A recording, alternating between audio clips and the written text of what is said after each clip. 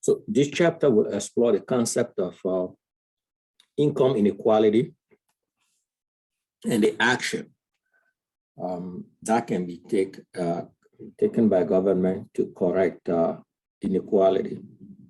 We will use the Lorenz curve and the Gini ratio to evaluate income inequality. We'll define also poverty and how it affected different group of population. There are various government programs available to help a family remediate or mitigate poverty are also discussed. We will conclude the chapter with a brief review of how discrimination impact wage distribution as well. So here are the concepts to cover throughout the chapter. So we'll start with the first one, which is the facts about income inequality. Here are some facts about income inequality in US. And as of 2017, you can see that the average income was 61,372, which is the highest one in the world. But there is income inequality between the population. So which is, so we will elaborate.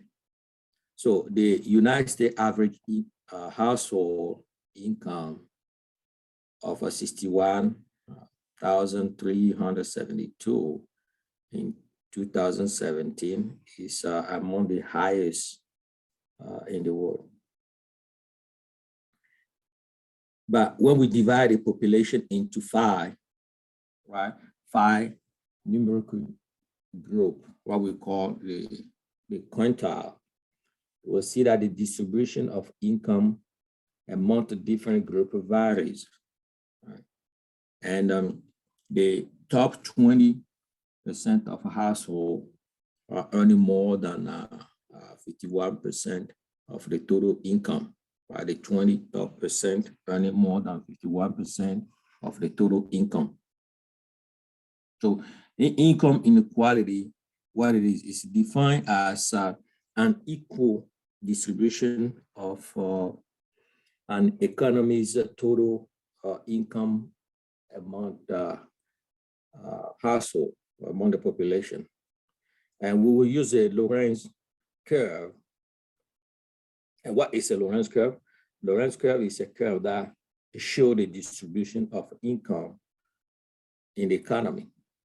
And the Gini ratio is a numerical measure of overall dispersion of income among households. So we're going to use these two metrics, right, the curve and the ratio, to show or evaluate inequality.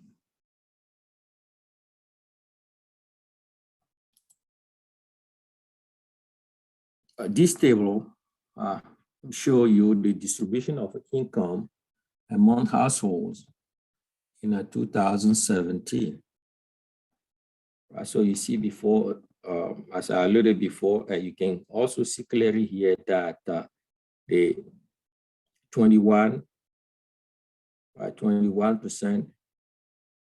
of household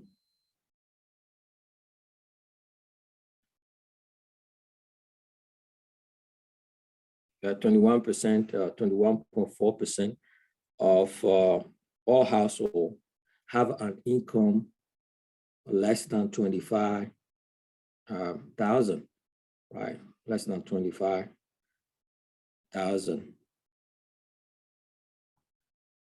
What you can see here also that were over 25%, 26.2%, right, have an income greater than 100,000. Okay, so that leave 50% of household earn between 25,000 and 99,999.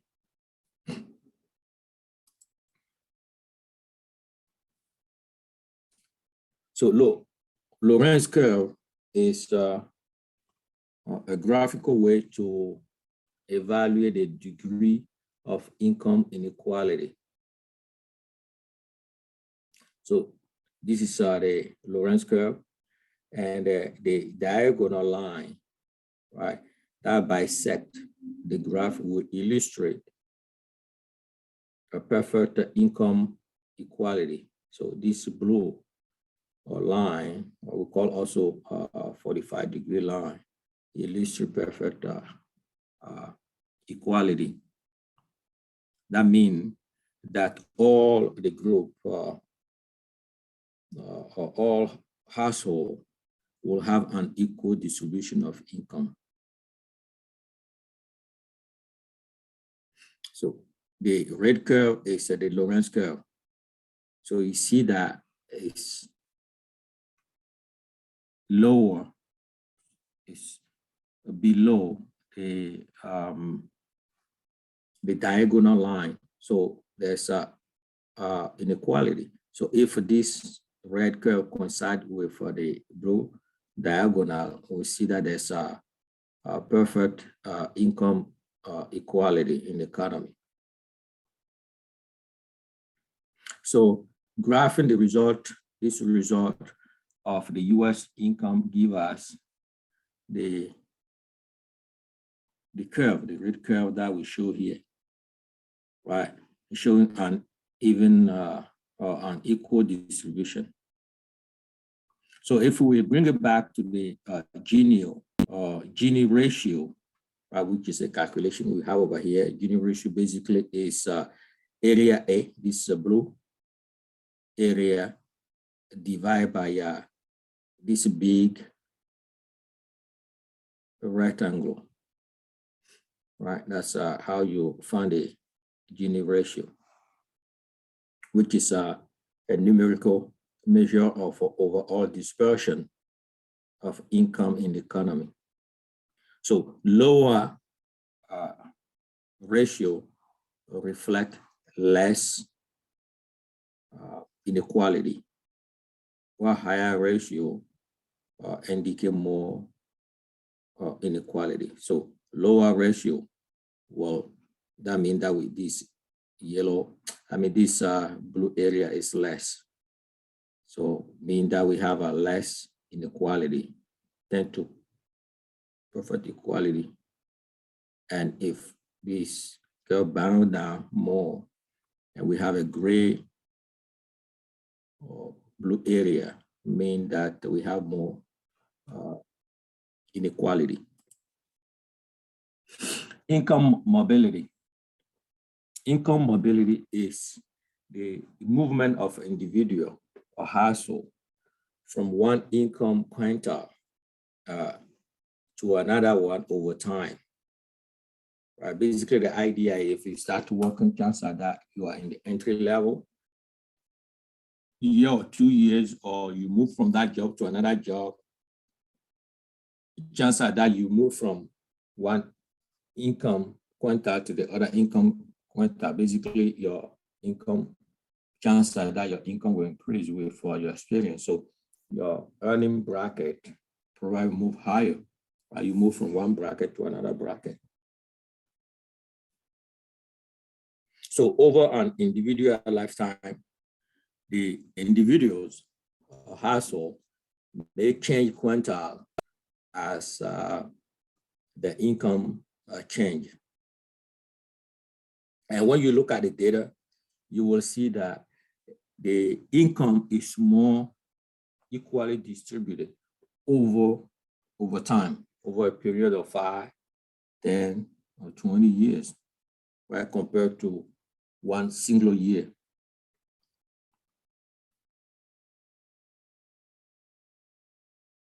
So government also attend to redistribute income through taxing higher income earner and sending the money through the process of a transfer payment to lower income earner, right? Example of a cash transfer include welfare assistance, unemployment compensation, right? And Social Security. And we have also no-cash transfer. And under no-cash transfer, we have examples such as food stamp, subsidized school lunches, and housing subsidies, Medicare, and Medicaid.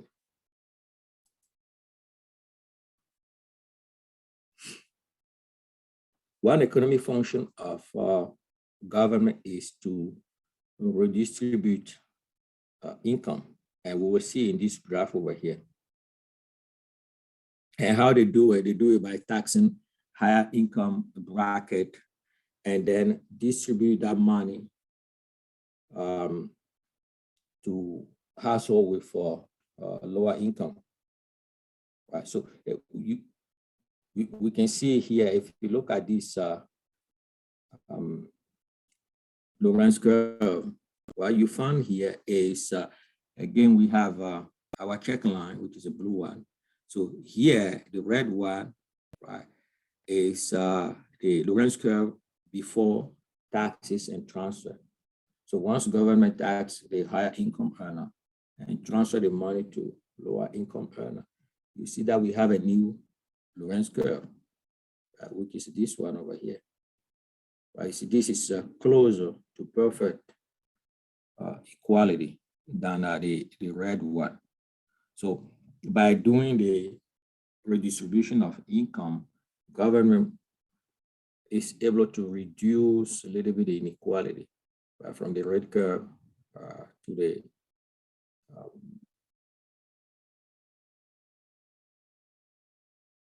orange one, right?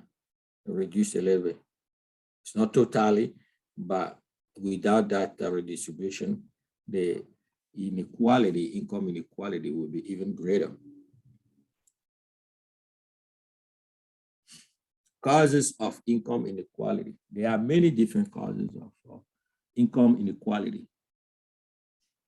The market system itself reward individual based on the contribution that they make or the resources that they own and provide to the production or to produce society output. And we know that people have a different ability and talent. And this enables some people to perform higher paying job, right? Such as being a doctor, store athlete, right? While other people can only perform a basic job. Education and training can also impact a person earning ability. Typically, what we see is a higher education level obtained, the higher education level obtained, the higher earning capacity of the individual. Another fact also is a discrimination of all forms, as well as personal preferences and risk aversion, and that we see in investment. Right? The risk aversion. Not everybody wants to take a risk. Not everybody's an entrepreneur. The majority of people are laborer. Also being born into a wealthy family, right? Born into wealth, or certainly help, as well as just being lucky or have a good connection to find a good job, a good paying job, or lucky end up playing lottery and you win big, a jackpot.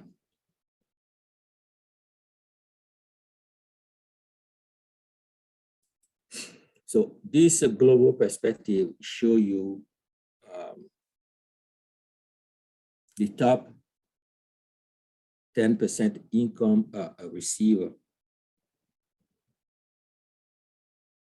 So you can see that the share of income in various nations that goes to the top income receiver, right? For example, in Nicaragua, see that the top 10 income receiver receive more than 40% of the total or income generated in the nation.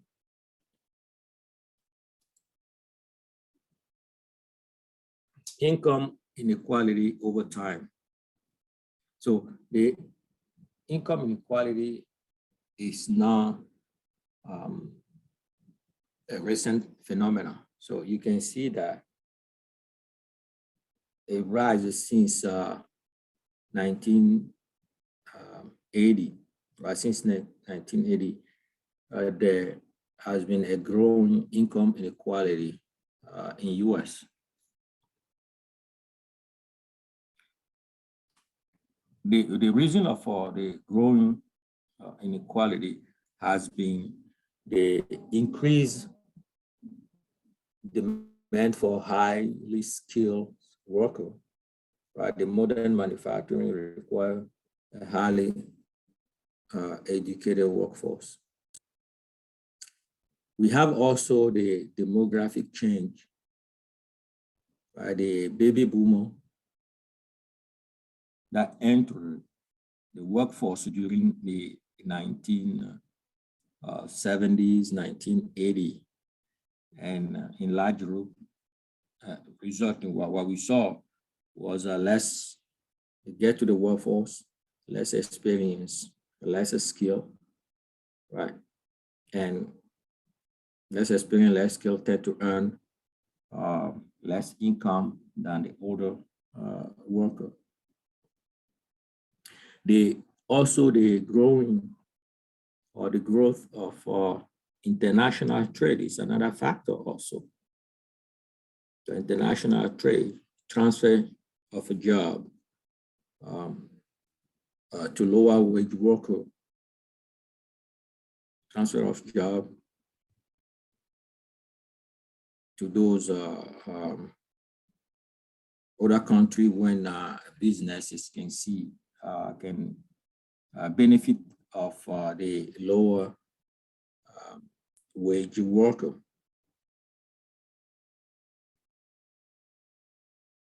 But overall, when we keep looking at the data, you will see that overall, there's a rising of income in all quintiles. But the income growth have been faster in the top quintile if you compare versus the lower or the rest of the quintile. And this is not just typical to US. The data show that other industrialized countries also are experiencing the same trend. So here we have all the quintile here, right? The lowest are 20%. We had the second 20%, the third, the fourth, and the highest one. So year to year. Right? So you can see that they show you the percentage of total before tax income received by each one of the category.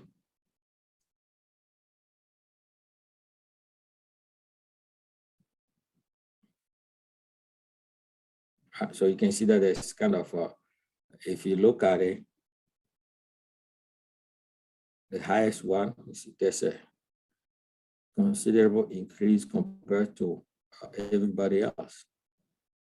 Right? Even the lowest one, you can see that there's a slight decrease, right? Slight decrease if you look at it year to year compared to the highest one, and we can see that there's an increase.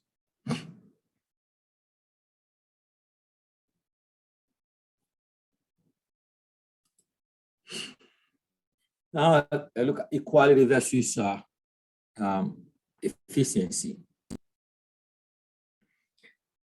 The main policy issue regarding income inequality is how much is necessary and justified. Right. The basic argument for an equal distribution of income start with the idea that income equality maximizes total consumer satisfaction from any particular level of output and income. But critics of that idea say that the transfer of income required to create income equality is unfair and unwise. Because if you work hard, you have to take money, government had to take money from you and give it to somebody. For you, who is working hard, try to improve you, things like that, it's unfair, it's unwise for you to work hard and pay a lot of taxes. And those taxes are going to be moved, or we're going to be taken away from you and give it to someone else. So they say that income inequality reflect a reward to individual for supplying their talent and the resources to the economy. And that proponent of income equality falsely assume that there is some fixed amount of output and therefore income to be distributed.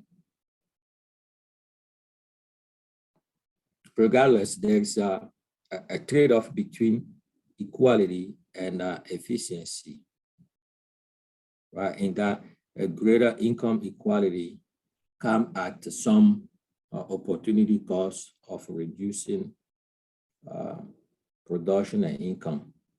So to that point, society must decide how much redistribution they desire, view the costs related to it. Okay, so if we look at the example here, this graph illustrates the utility maximizing distribution of income. So the example here is between Anderson and Brooks. You see, both of them, both Anderson and Brooks, will maximize their combined, they will maximize their combined utility when any amount of income is equally distributed between them, right? If it's equally distributed between them, they will maximize the combined utility. But if income is inequally distributed, the marginal, right, the marginal utility derived from the last dollar will be greater, right? It will be greater for Anderson, right?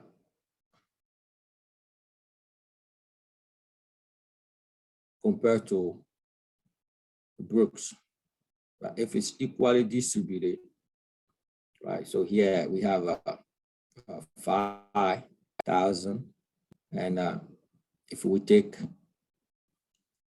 originally started with 2,500. So if there's a movement of income from Brooks to Anderson and is equally distributed, you will see that the total, right, the combined utility is maximized. But if it's unequally distributed, you see that the marginal utility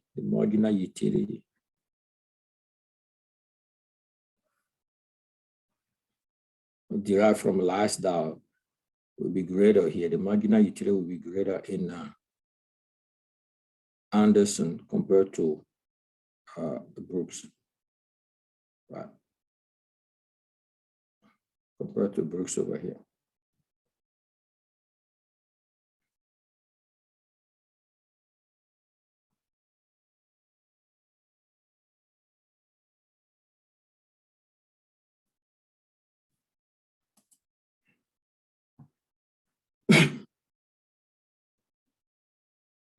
Economic of poverty. Poverty is defined as a condition in which a person or a family does not have the means to satisfy a basic need for food, clothing, shelter, and transportation.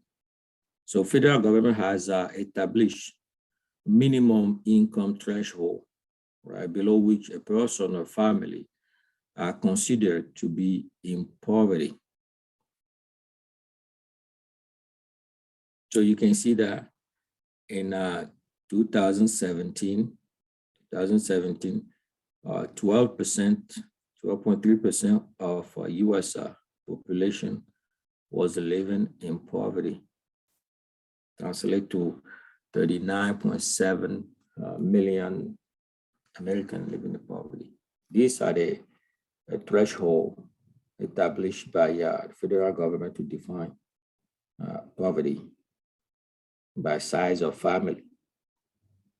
For instance, single person making less than 12,488 considered to be in poverty. Population group and poverty. Poverty is disproportionately borne by African American, Hispanic children, foreign-born resident who are not citizens, and family headed by women. People who are employed, fully employed, or full-time employee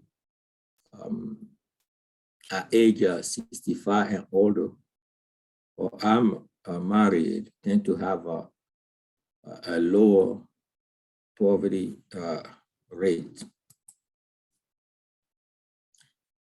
Poverty trend in the United States in the decade between 1959 and 1960, the poverty rate in the United States declined significantly,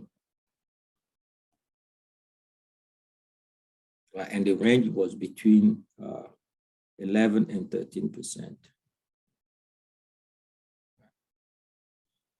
It declined and was fairly stable between 11 and 13 until 1980, when it started to rise. So 1980, it kind of jumped a little bit. It started to rise in 1980.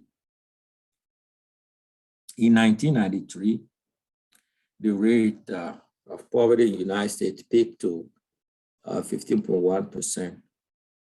And after that, began to decline. The recession of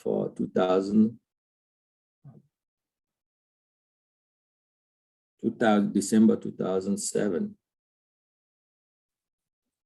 increased the poverty rate in all groups due to recession. And many economists suspected that the rate will keep rising, even will go further, but it didn't happen.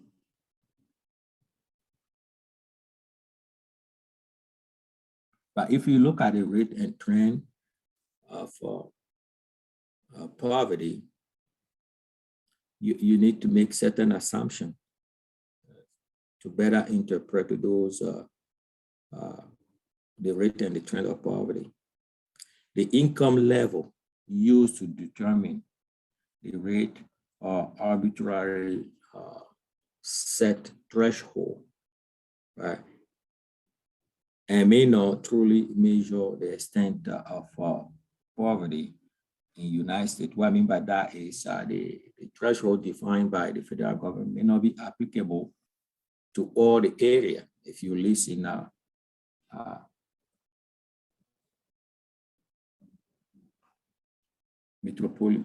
metropolitan area versus if you live in the suburban or you live far away, the countryside, may not be the same.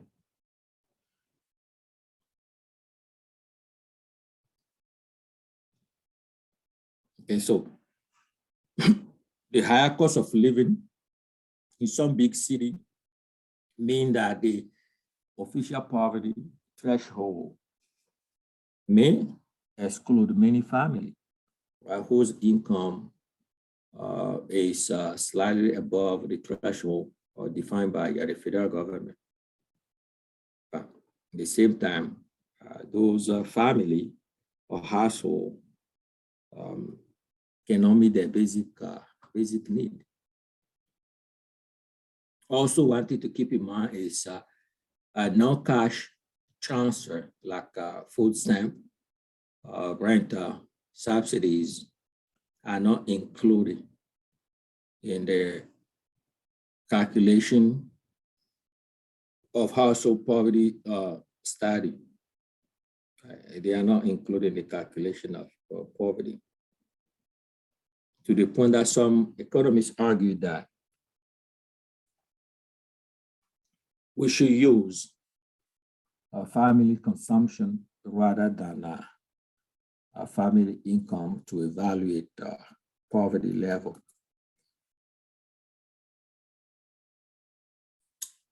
U.S. income maintenance system. So to help those family or individual who have a very low income, U.S. has a wide array of anti-poverty program, right? And that include subsidized employment, education, training program, and anti-discrimination policy. These programs are referred to as entitlement program. Why? Because all eligible persons are legally entitled to receive the benefit. The social insurance program, such as Social Security, unemployment compensation, are designed to partially replace income that have been lost due to retirement, disability, or temporary unemployment, loss of your employment or temporary unemployment.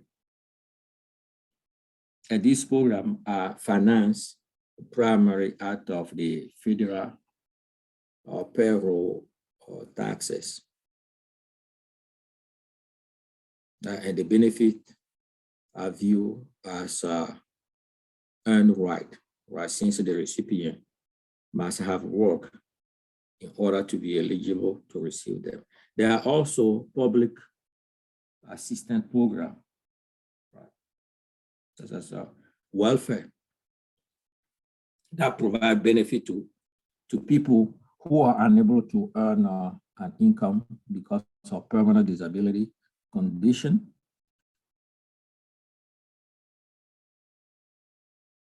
or have no or very low income, right?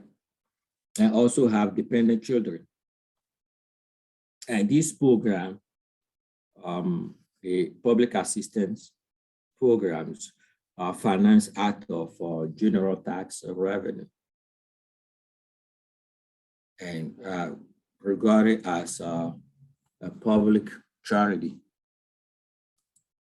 Right. Here are some of the public assistance programs. Right.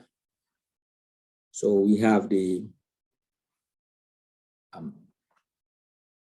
supplemental security income, right, that provide a uniform nationwide minimum income for age, blind, disabled, who are unable to work and are not qualified for Social Security aid. So we also have the temporary assistance for needy family, right? So the TANF assists families with children, right? And has work requirement and a limit on the time a family can receive the benefit. We have also the SNAP, which is a supplemental nutrition assistance program, right? Formerly known as a food stamp, that help low income person to obtain a voucher, right, to buy food. And the goal of the program is to ensure that all low income Americans have a nutrition, right, adequate nutrition diet. They have also Medicaid, which is a federal program that provide basic medical care to people covered by supplemental security income and temporary assistance for needed families. The earned income tax credit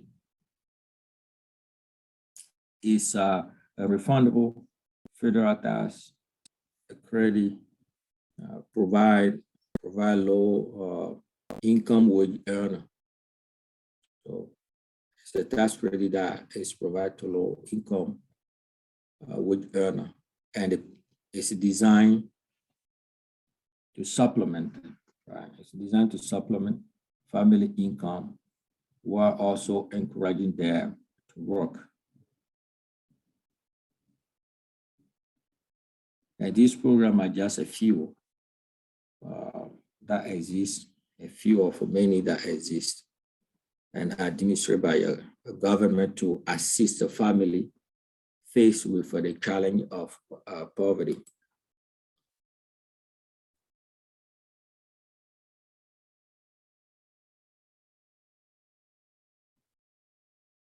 So this table summarizes major income maintenance program that we are already alluded to, right? And the basic eligibility, the source of the fund that finance the program, form of aid and expenditure, government expenditure,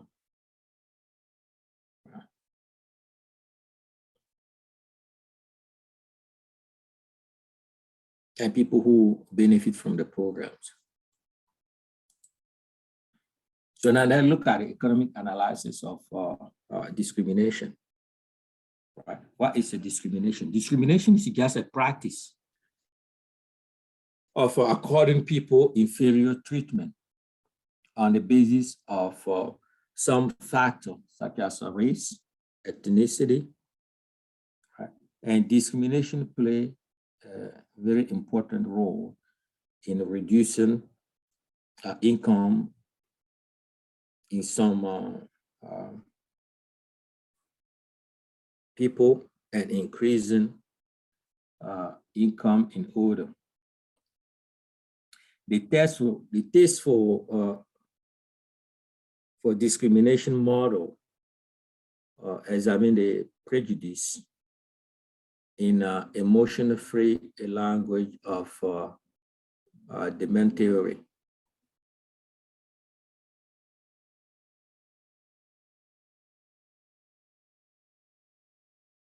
So the idea here is that discrimination result from a prejudiced person experiencing a subjective cause, which we call disutility, when they must interact with those that they have bias against.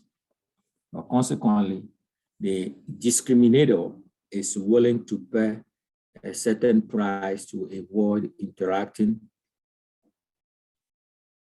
with the non-preferred group. Discrimination coefficient attempt to measure this cause in employment. But one thing to point out here is the taste for discrimination model suggests that competition will reduce discrimination in the very long run. So let's see some illustration here. So this graph illustrates the test for discrimination model with a white employer discriminating against African-American worker. So an increase in prejudice by a white employer will decrease the demand for African-American worker, right? So the demand for African-American worker being plotted green here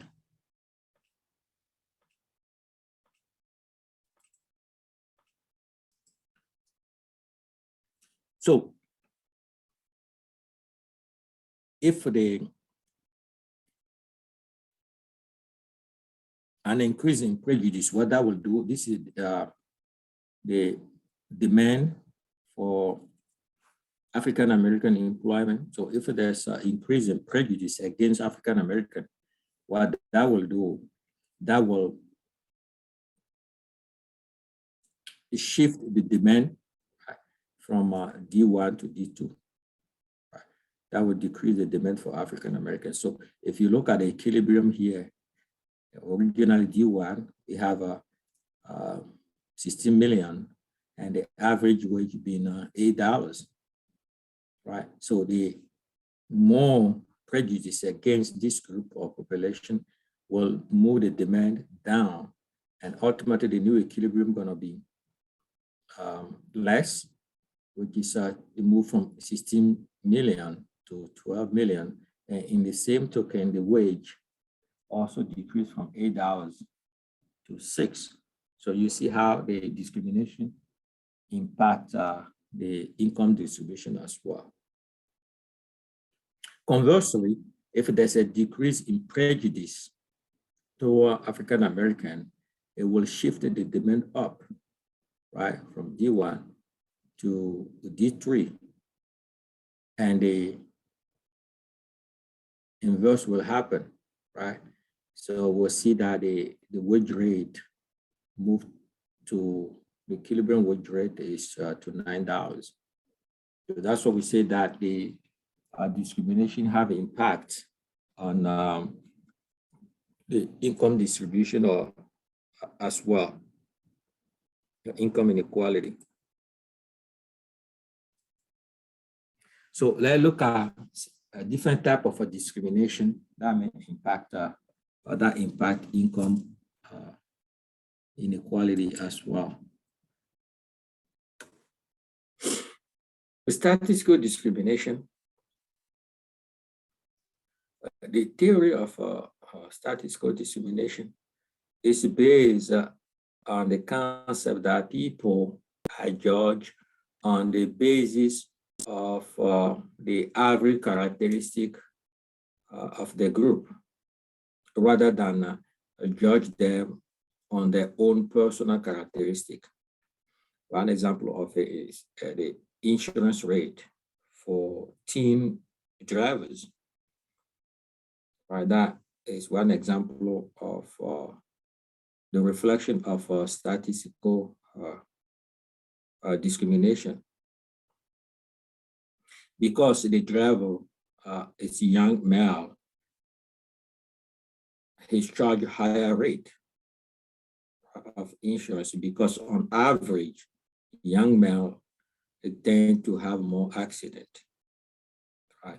So the insurance company, instead of look at the individual young man characteristic, the individual characteristics of that person, they look at the group characteristic to judge that particular person.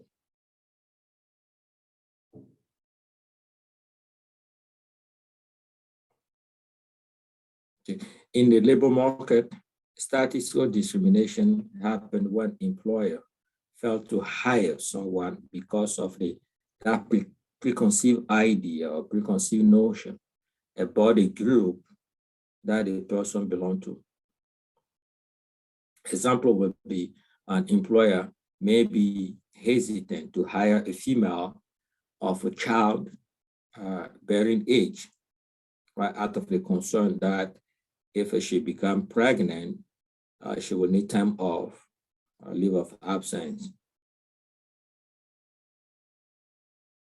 right? And they probably won't get the return on investment on the training of that person, right?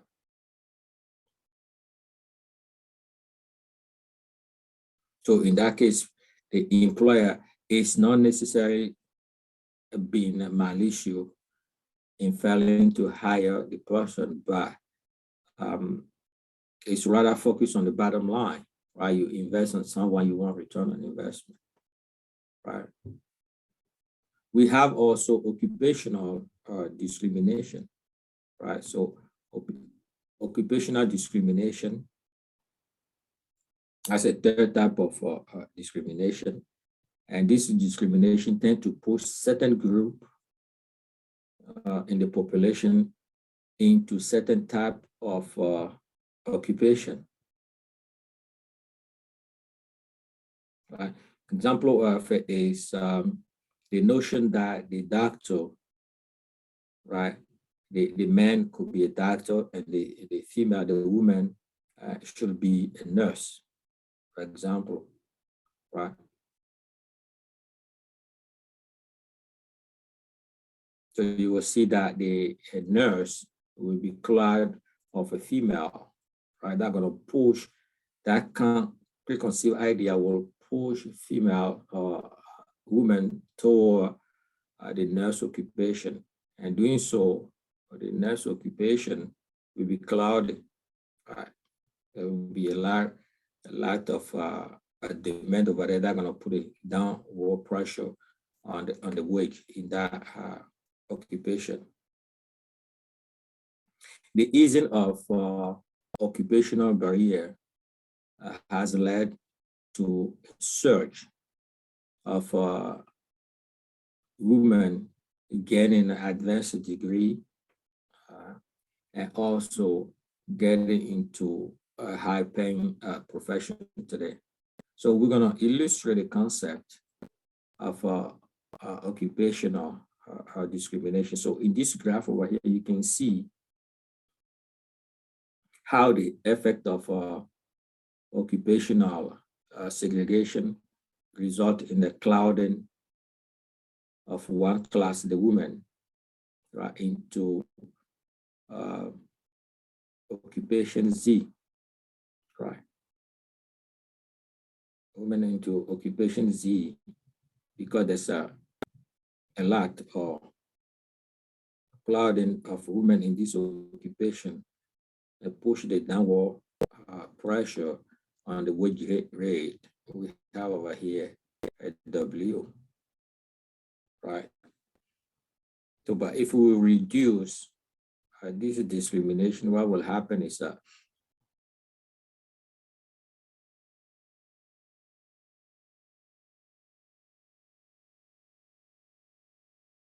if you look at occupation Y and X, right, the labor supply are smaller, right, compared to Z. The labor supply are smaller, and this will result into a higher wage, which is M, right? If you compare this higher wage, which is M,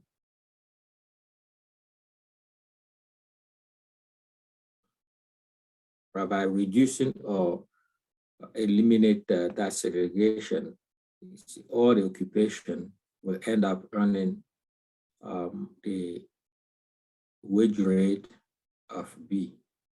Right? For this, reduce this one over here, if we reduce the clouding in occupation D. Right.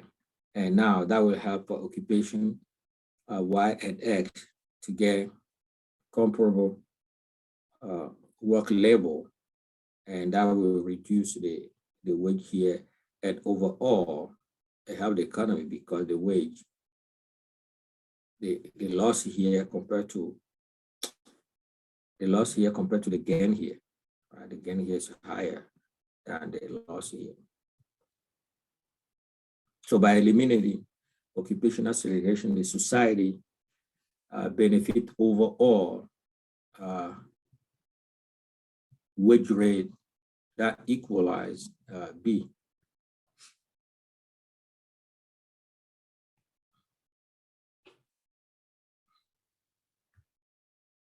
The last we're debating the universal basic income, the UBI. Right? The thought of universal basic income is not new.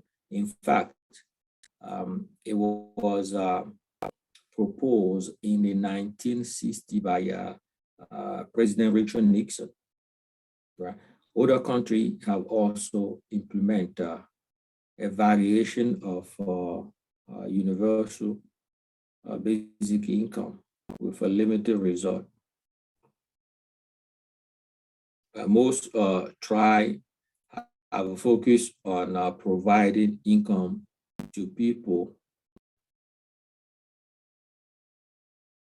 with financial need, and it remains to see if the program can be replicated in mass. So the guarantee income, the proponent of that idea put forward the argument that it will reduce poverty, it will make income more equally distributed, right? And also we provide income security. But the opponent of the idea put forward the critics that point out the high cost of the program and the unfairness of the program itself, and all those unattended consequences that the program may generate.